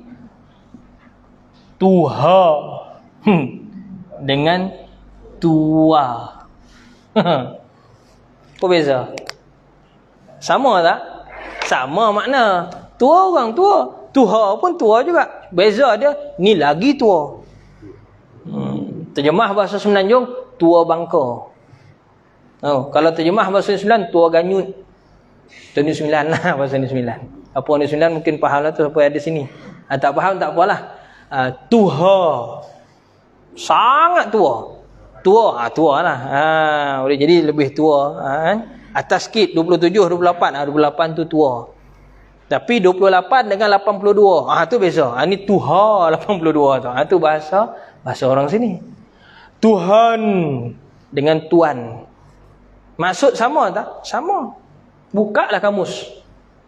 Tuhan maksudnya ialah tuan, pemilik. Sama. Kenapa dia letak mubalaghah? Ada juga mubalaghah dalam bahasa Arab. Dalam bahasa Melayu kita, sirah mubalaghah, iaitu tertinggi. Tertinggi dia kata. Maksud dia lebih. Melebihkan. Tu Tuhan. Jadi makna Tuhan tu ialah tuan. Sama. Buka pula kamu. Tuan maksud apa tuan? Pemilik, empunya, penguasa, pentadbir. Tu penjaga. Tu makna tuan. Jadi Allah Ta'ala ni Tuhan sekalian alam. Maksud dia apa? Tuan empunya sekalian alam ni. Jadi bila dah dia tuan empunya sekalian alam, punya pasal dia lah nak buat apa, betul ke tidak? Kalau kita boleh suruh, boleh larang. Sedangkan buah pejabat pun kadang-kadang payah kita nak suruh larang, betul ke tidak? Tu baru tuan saja, baru bos. Tu. Allahumma ya Allah, Tuhan empunya sekalian alam. Jadi Rabbil Alamin tu, Rabbun tu Tuhan. Tuhan makna dia tuan. Tuan tu makna pemilik, empunya sekalian alam. Gitu. Baik. Wa bihi nasta'in, dan dengan Allah Ta'ala itu jugalah kita mohon pertolongan. Kita mohon pertolongan dengan siapa? Dengan Allah. Mohon pertolongan dengan makhluk boleh tak? Boleh tak? Boleh ke tidak? Bila dah sebut ini, kita pun jadi bingung sudah kan? Boleh tak minta tolong dengan makhluk? Minta tolong dengan makhluk ni atas jalan sabab musabab sahaja. Bukan atas jalan tentu mentakdirkan. Faham? Ni nak kena sebut ni kan. Dia ada pula yang kad-kad ni kan, dia putar pula. Ustaz, ajar syirik dia kan. Payah, salah. Kami tak ajar syirik. Kami sebut apa tadi? Minta tolong pada makhluk boleh ke tidak? Boleh atas jalan sabab musabab. Sebab musabab je. Contoh, kita nak sampai sini, naik kereta, naik motor, betul ke tidak? Dari segi mudah kita nak faham, kita minta tolong tak pada motor dan kereta tu nak bawa kita ke sini. Tapi sebagai sebab sahaja, betul? Bukan dia minta tolong pada kereta dan juga motor tu untuk panjangkan nyawa kita, boleh tak kita minta pada dia? Tu makna dia takdir dan ketentuan kita minta pada Allah Ta'ala. Tu atas jalan sebab saja kita minta tolong pada makhluk. Sebab dan musabab. Musabab tu sebab benda yang menggerakkan sebab. Tu panjang nanti bahas itu. Yang penting musabab tu tetap makhluk. Musabab itu tetap makhluk. Sebab makhluk juga. Cerita dia, musabab itu pelakon. Nak faham? Sebab itu watak. Watak dia. Pelakon orang dia, betul ke tidak? Benda dia, itu panggil musabab. Itu pelakon. Sebab tu ialah watak dia. Kerja yang dia buat.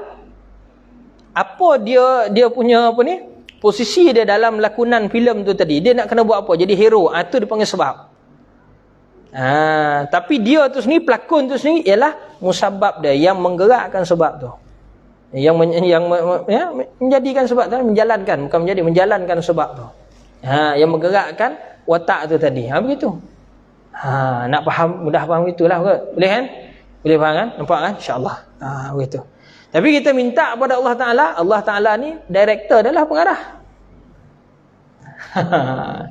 Dialah yang menjadikan filem tu, dialah yang menciptakan filem tu, dialah tu gitu. Kita nak faham gitu lah. Sebab sekarang ni kan orang terpengaruh dengan filem lebih mudah faham. Kita buat contoh analogi cerita macam tu ya. Sebenarnya hakikat bukan begitu pun. Hakikat dia Ta'ala lebih lagi. Kita nak bagi senang faham orang awam. Kita minta tolong pada Allah Ta'ala ni atas perkara dunia dan juga perkara agama. Setiap benda kita nak buat, minta tolong pada Allah Ta'ala. Paling kurang kita buat apa? Bismillah. Kita dah sebut pada minggu lepas, baca Bismillah. Tu minta tolong pada Allah Ta'ala lah tu.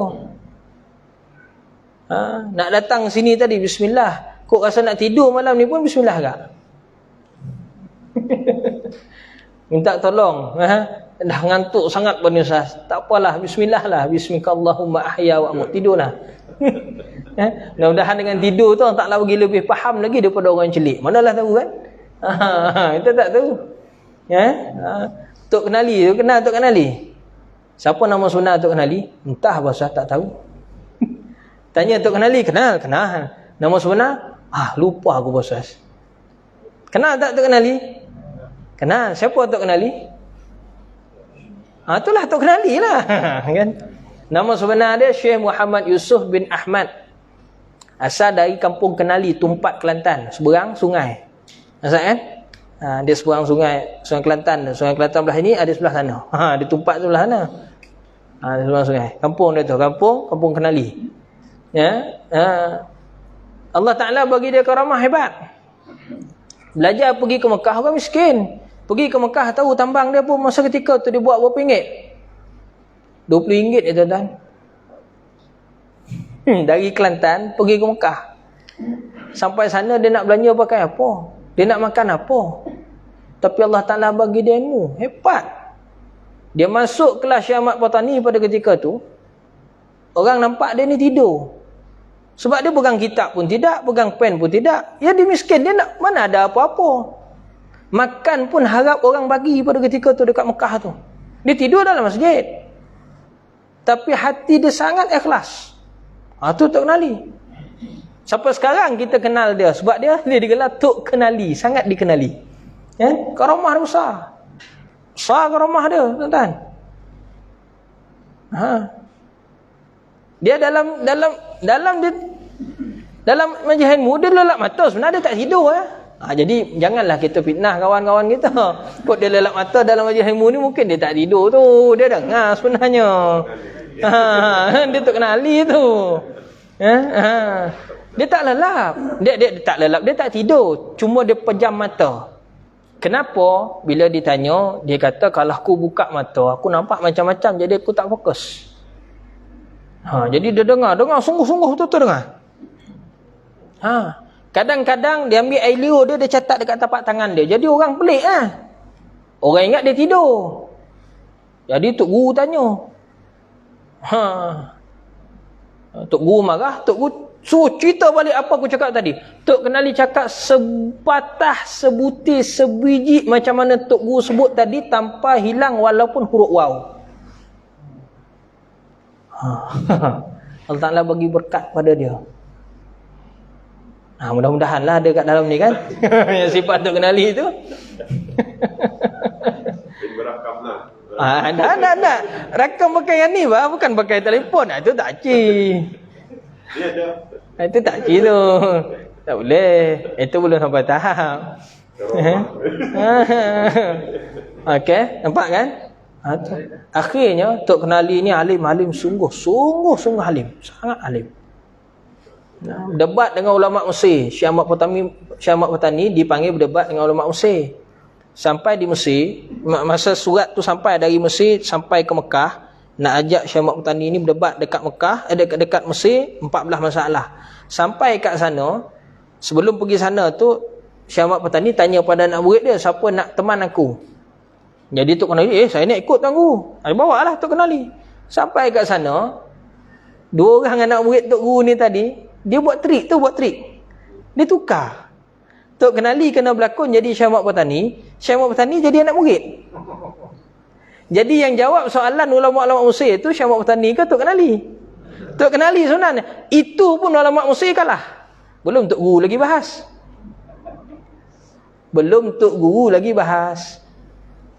Baru anak murid dia bahas. Cuma yalah orang mana zaman dulu mana ada WhatsApp, mana ada profile picture, mana nak kenal. Kan? Sekadar dengan drama saja pergi saya mengakun boleh. Gitu. Allahumma salli ala Muhammad. Jadi kita mintalah pada Allah Taala supaya beri kepada kita ni kekuatan. Kekuatan untuk kita nak faham, kekuatan untuk kita tenaga kita nak mendengar ilmu, mujahadah, korban masa, tenaga, wang ringgit, macam-macam keperluan boleh kita buat pada malam ni, tapi hadir juga pada malam ni di sini, subhanallah. Dan kita minta kepada Allah Ta'ala dapat istiqamah. Itu yang paling penting. Walau sikit, tapi barang tu kita istiqamah terus tak berhenti kita buat, itu lebih baik daripada banyak tapi tak tentu arah, tapi tak tahu ujung pangkal. Itu lagi masalah. Baik, Allah Ta'ala alam. Kitab kita tu sampai situ saja dahulu. Ada lagi lebih kurang 5 minit. Kita buka penawar bagi hati ni.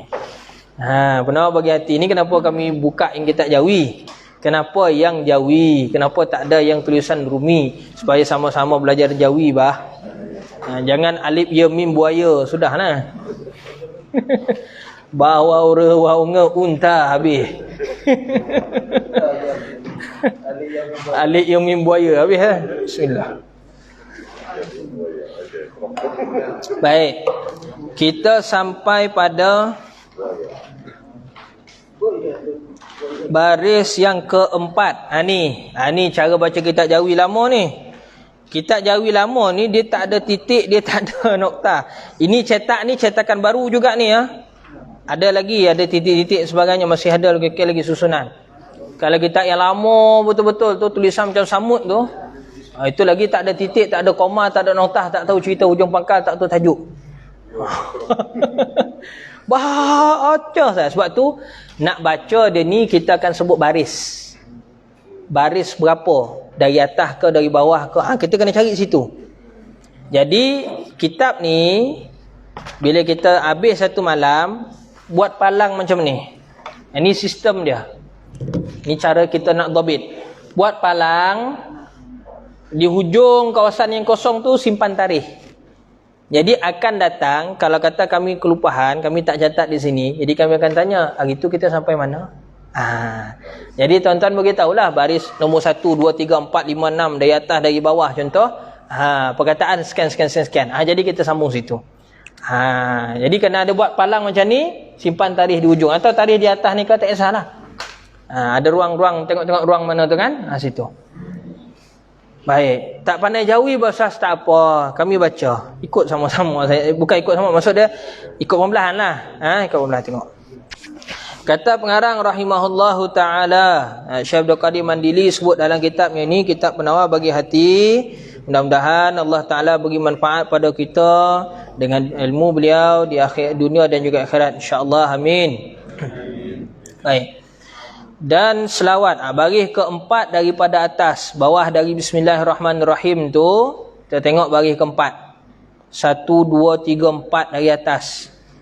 Tengah-tengah tu. Dan selawat dan salam. Kira betul-betul dari atas aja, jangan di bawah. Tak jumpa kan? Jumpa kan? Baik.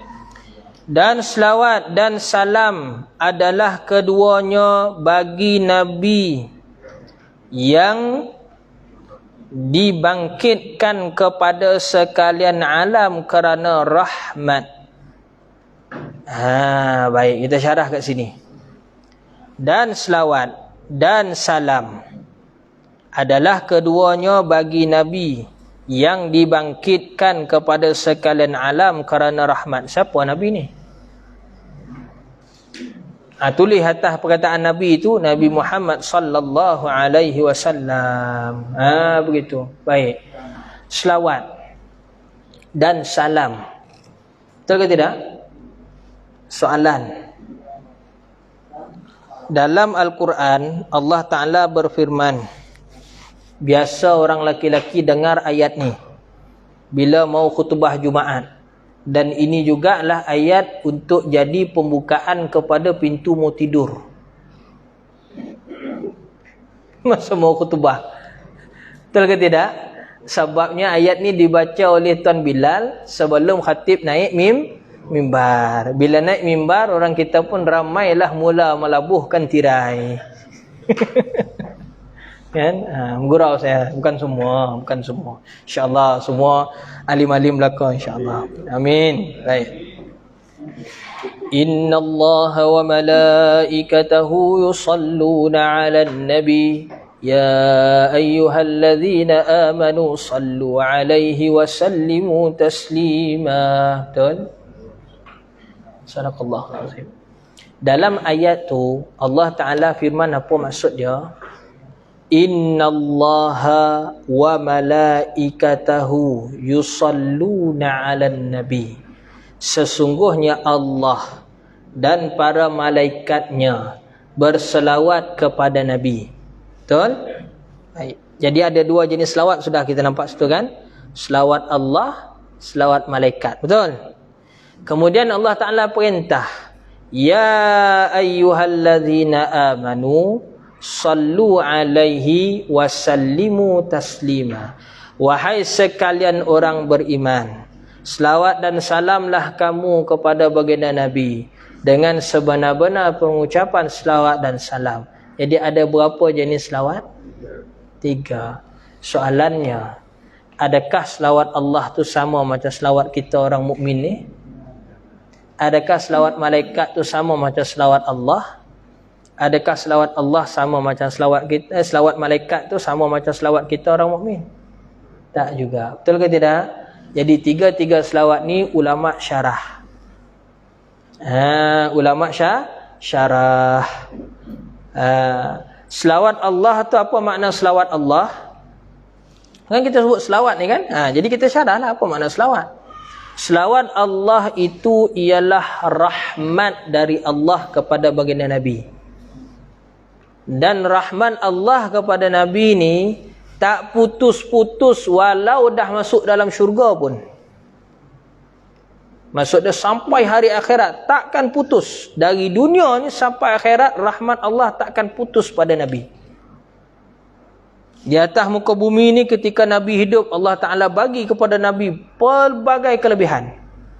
Bila Rasulullah sudah wafat, Allah Ta'ala bagi lagi kelebihan pada Nabi. Nabi diingati sampai sekarang tak pernah pada orang lupa. Betul ke tidak? Jangan pula habis-habis nanti kita wafat ada pula orang tukar azan. Asyhadu anna syafi'i. Sudah. Tak ada lagi kan? Semua sebut asyhadu anna Muhammadar Rasulullah. Betul? Nama kita tak diingat pun. Hanya tulis di batu nisan. Itu pun kalau nak ditulis oleh waris. Kalau tak simpan batu saja tak ada. Tak tahu sudah kuburan siapa. Betul ke tidak? Tapi kuburan Nabi, Nabi itu sendiri masih diingati sama sekarang. Betul ke tidak? Rahmat Allah. Tingginya martabat Nabi. Bila di hari akhirat, hari kiamat bangkit, yang awal-awal sekali akan bangkit siapa? Nabi Muhammad sallallahu alaihi wasallam. Nabi Muhammad akan bangkit dulu, kemudian barulah bangkit yang lain-lain. Keluar daripada kubur. Sudah begitu pula Nabi kita pergi ke padang mahsyar dulu. Semuanya Nabi kita dulu. Sampai ke padang mahsyar, panggil pula umat dia yang beriman pada ketika itu, bagi syafaat 70,000. Terus direct masuk syurga. Nabi kita dulu masuk syurga. Malaikat tak akan buka pintu melainkan Nabi kita duduk kat depan pintu tu baru dibuka. Subhanallah. Jelas dalam hadis, umat-umat Nabi terdahulu pun datang kepada Nabi kita minta syafaat pertolongan hari akhirat. Tiba-tiba zaman kita sekarang ni tak nak minta syafaat Nabi. Rugi. Tu. Sangat-sangat rugi. Macam mana nak dapatkan syafaat Nabi? Kita kena kenal Nabi dan kita kena usaha Nabi kenal kita. Macam mana nak usaha Nabi kenal kita? Selawat pada Nabi. Kena sebut nama Nabi setiap hari, Nabi akan selawat pada kita. Nabi akan kenal pada kita. Jangan kita malas selawat. Masalahnya zaman sekarang, bila kita minta ajar orang selawat banyak-banyak, ada puak hukum bid'ah. Tu marah tu, lain macam sudah suara tu. Sambut maulid dia katanya bid'ah. Padahal maulid itulah kita nak ingat Nabi sesungguh-sungguh ingat. Kerana kesambutan maulid itulah generasi kita daripada dulu sampai sekarang ni, walau dah 446 tahun dijajah oleh kafir, umat kita di Melayu, di Malaysia Nusantara Melayu ni masih Islam. Betul ke tidak? Waliyazubillah. Jadi selawat Allah itu ialah rahmat. Masuk pula dalam syurga, ada pula telaga Kausar, ya Allah. Duduk pula bersama dengan Nabi, subhanallah. Rahmat. Sangat-sangat rahmat Nabi kita ni. Allah Ta'ala gunakan kelebihan sangat besar pada Nabi. Tiba-tiba kita ni yang mengaku sebagai umat Nabi benci pula pada Nabi. Larang pula orang ingat pada Nabi. Patut ke macam tu? Sebab tu mudah aja. Bila orang tanya pada kita apa dalil maulid, baca ayat Al-Quran tu, sudah. Dia faham tak faham, dia tak faham lantak dia. Dia tak terima, dia kufur. Mudah.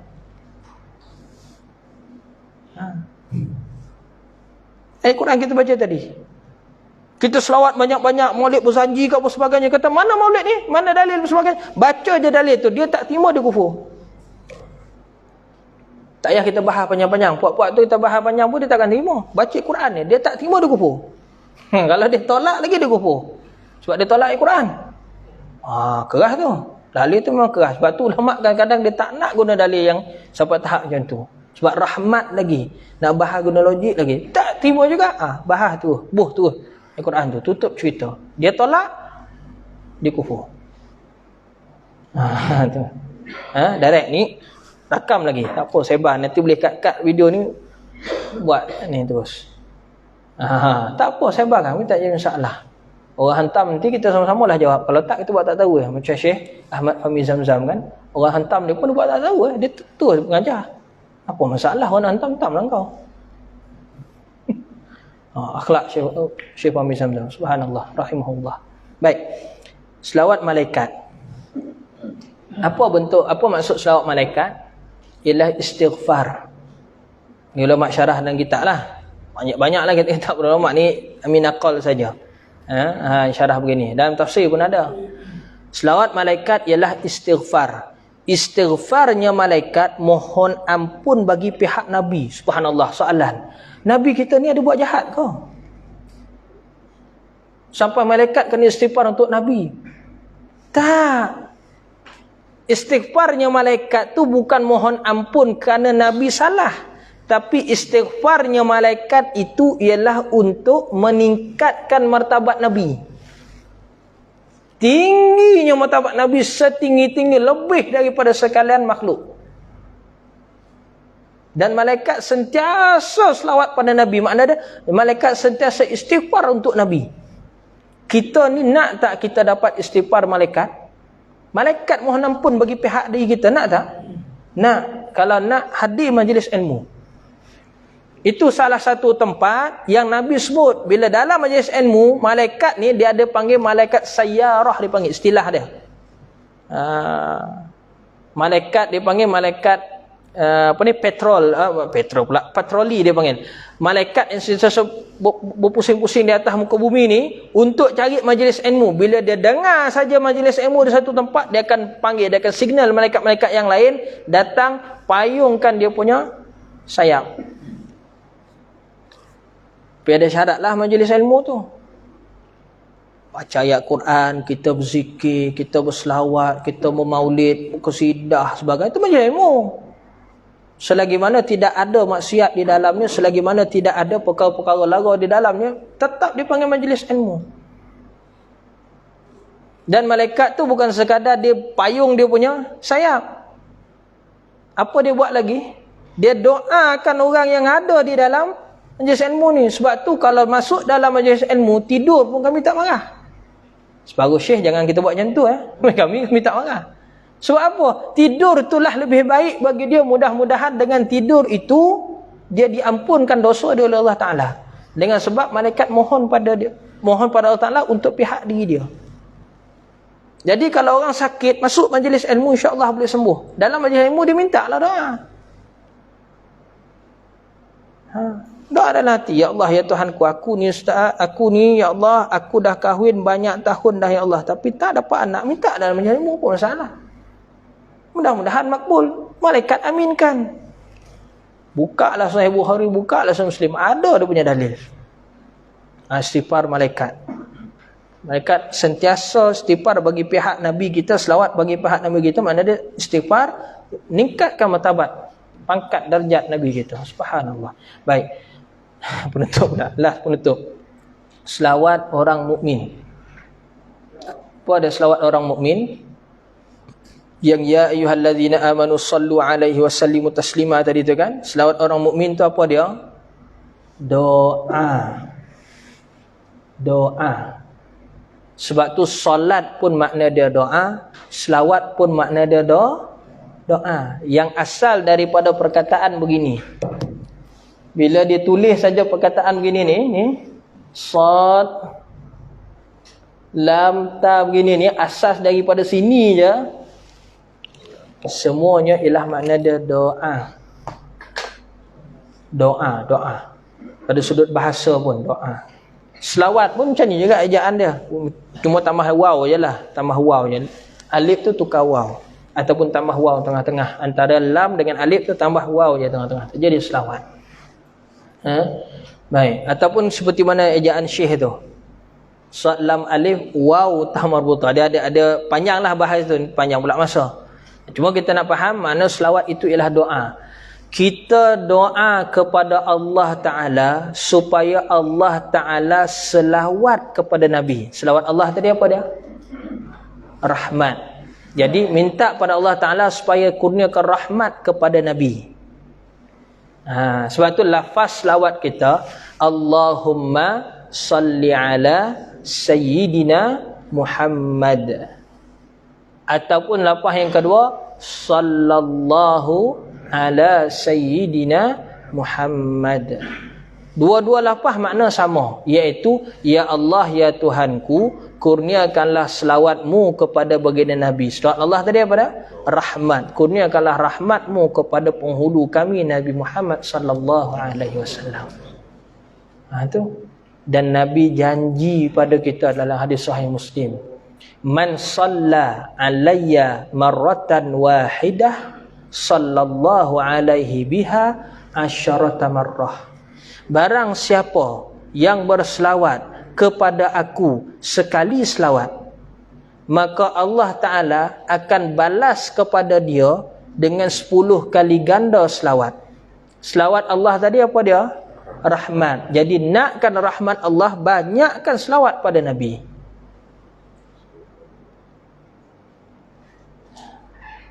Nak kaya raya, banyakkan selawat pada Nabi.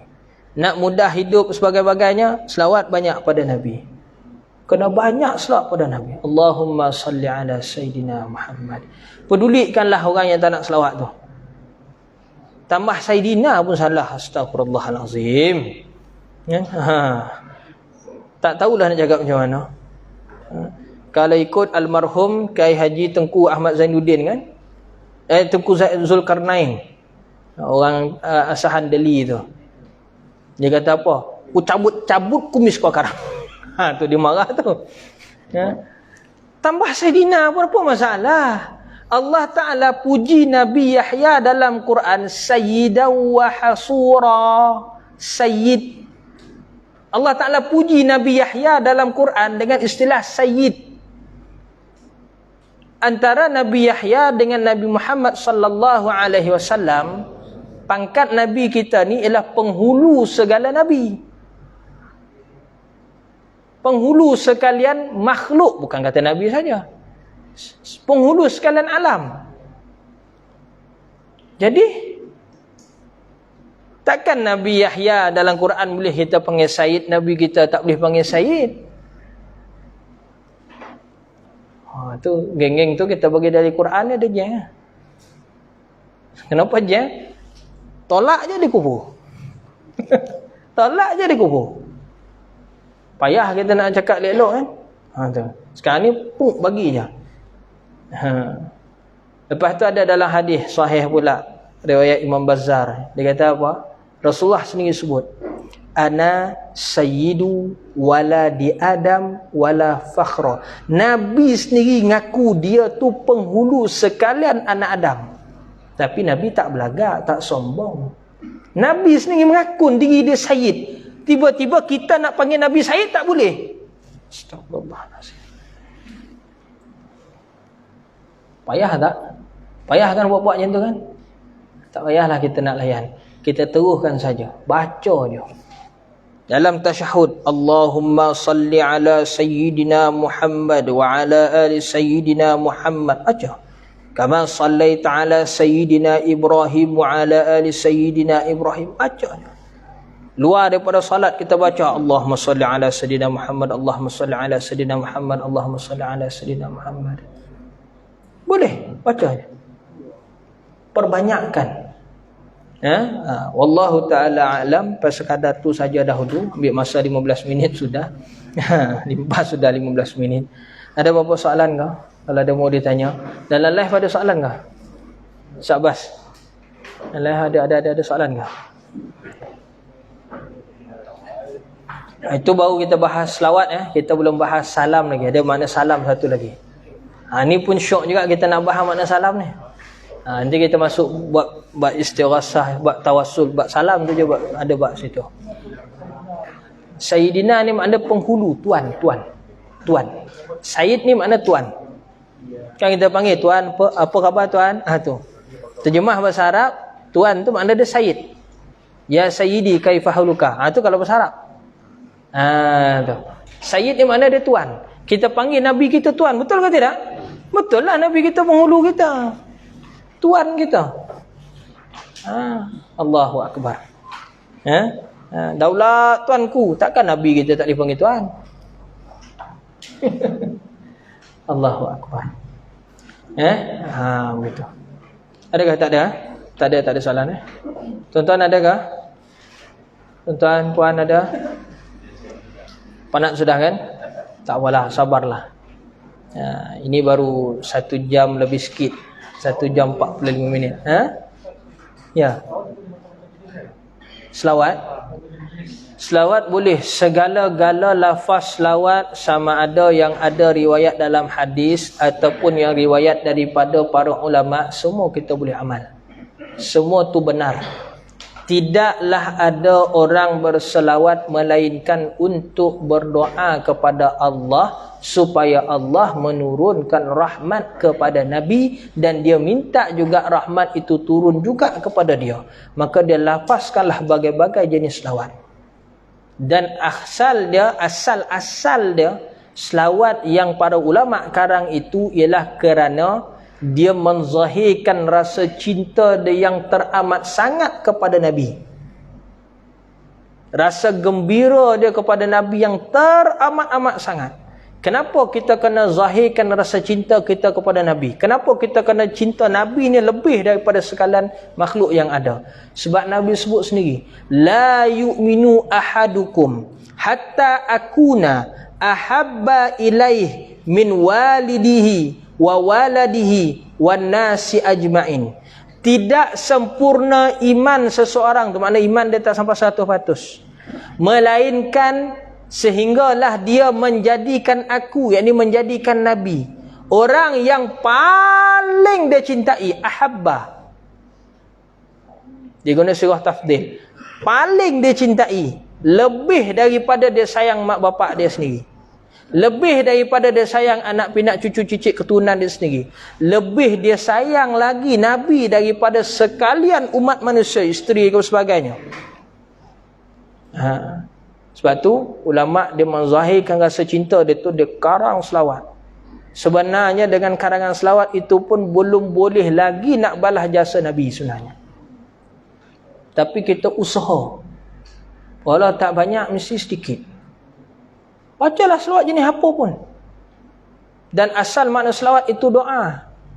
Kan kita baca Allahumma salli ala Sayyidina Muhammad tibbil qulubi wa dawaiha. Selawat syifa kan? Selawat itu doa.